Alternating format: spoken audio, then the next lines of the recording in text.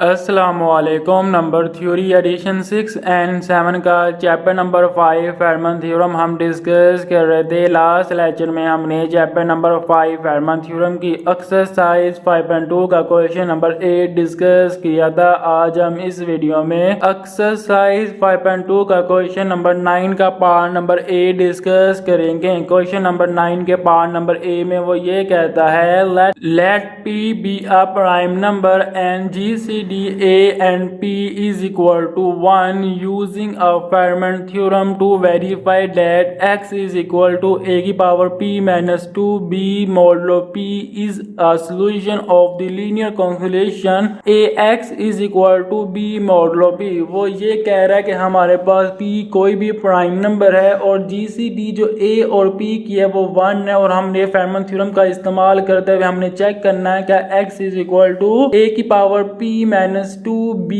Modulo p जो equation है वो सोल्यूशन है ax is equal to b modulo p। हमने इसको सोल्व करने के लिए फेरमन थ्योरम का इस्तेमाल करना है। Since GCD A and P is equal to 1 हमें गिवन है जो GCD A और P की वैल्यू की जो GCD है वो हमारे पास 1 है। देन बाय फेरमन थ्योरम और हम फेरमन थ्योरम का इस्तेमाल कर सकते हैं। हमारे पास जो फेरमन थ्योरम की इक्वेशन थी a की power p minus 1 is equal to 1 mod p। इस इक्वेशन के अंदर जो हमारे पास p है वो कोई भी प्राइम नंबर था और जो p है वो a को डिवाइड नहीं करता। हमारे पास गिवन है जो GCD A और p की है वो 1 है, मीन के जो p वैल्यू है वो a को डिवाइड यहाँ पे नहीं कर रही। अब हमने जो फाइंड करना है वो ax is equal to b modulo p find करना, मीन के हमने x के साथ a लेके आना है। मीन के हम करेंगे क्या कि a की पावर p माइनस 1 हमारे पास मौजूद था, पावर के अंदर मैंने +1 और -1 कर दिया जिसमें पावर में कोई भी फर्क नहीं पड़ेगा। Is equal to 1 modulo p। जो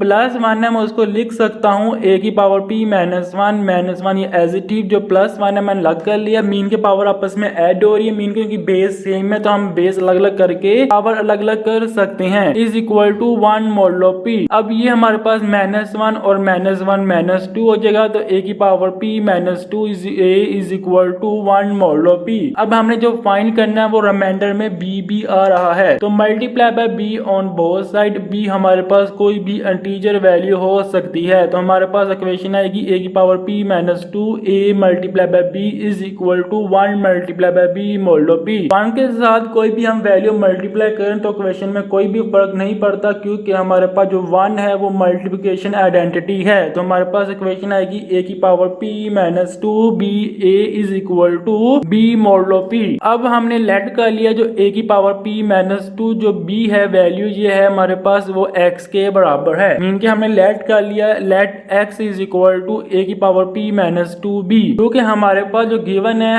x is equal to a की power p -2b modulo p जो सोल्यूशन है इक्वेशन का ax is equal to b modulo p। Mean के जो x अगर इसके बराबर है इसका मतलब ये है कि x का और जो ये वैल्यू का रिमाइंडर सेम है मॉडुलो p के लिहाज से। तो हमारे पास जो वैल्यू आएगी x is equal to a की power p -2b modulo p। Mean के इन दो वैल्यू का जो x है और हमारे पास जो सेकंड वैल्यू है a की power p -2b modulo p, इनका जो रिमाइंडर है वो p के लिहाज से सेम आ रहा है। तो अब हम इस इक्वेशन के अंदर जो वैल्यू पुट करेंगे a की पावर p -2b की जगह हम पुट कर देंगे x। Then the equation can be written as हम इस इक्वेशन को लिख सकते हैं x a is equal to b modulo p। Mean के हमने जो x की वैल्यू यहाँ पे पुट कर दी है तो हम लिख सकते हैं ax is equal to b modulo p। अब हमने जो फाइंड करनी थी वो इक्वेशन हमारी आ चुकी है, हिंस प्रूव द इक्वेशन। हमने यही इक्वेशन प्रूव करनी थी जो ax है वो b है मॉडुलो p के लिहाज से। जो हमारे पास x की वैल्यू है वो a की पावर p -2b